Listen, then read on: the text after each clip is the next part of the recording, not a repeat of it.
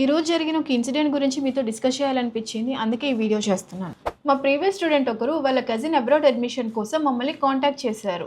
ఈ ప్రాసెస్లో తన రూమ్మేట్కి జరిగిన ఒక ఇన్సిడెంట్ మాతో షేర్ చేసుకున్నారు, which is very shocking.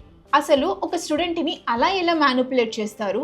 Student ప్రొఫైల్ని సరిగ్గా అనలైజ్ చేయకుండా ఏదో ఒక కంట్రీకి పంపించేయాలి అనేది మాత్రమే దృష్టిలో పెట్టుకొని ఏదో ఒక కాలేజ్లో ర్యాండమ్గా అడ్మిషన్స్ ఇప్పించేస్తారు.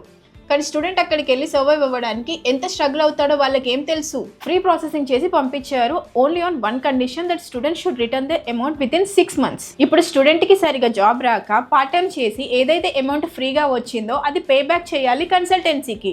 ఇప్పటి వరకు ఫ్రీ ల్యాప్టాప్ స్కామ్ అయిపోయింది, ఫ్రీ ఫ్లైట్ టికెట్ స్కామ్ కూడా అయిపోయింది. ఇప్పుడు మనీ నేను ఇస్తా, నువ్వు వెళ్ళి చదువుకో అనే అగ్రిమెంట్ మీద సైన్ తీసుకొని సెండ్ చేస్తున్నారు విత్ కండిషన్ నువ్వు వెళ్ళాక మనీ రిటర్న్ చేయాలి. స్టూడెంట్కి రాంగ్ క్యాలిక్యులేషన్స్ ఇస్తున్నారు. ఇప్పుడు స్టూడెంట్ పార్ట్ టైం చేసి వీళ్ళకి మనీ రిటర్న్ చేశాక no money left to survive.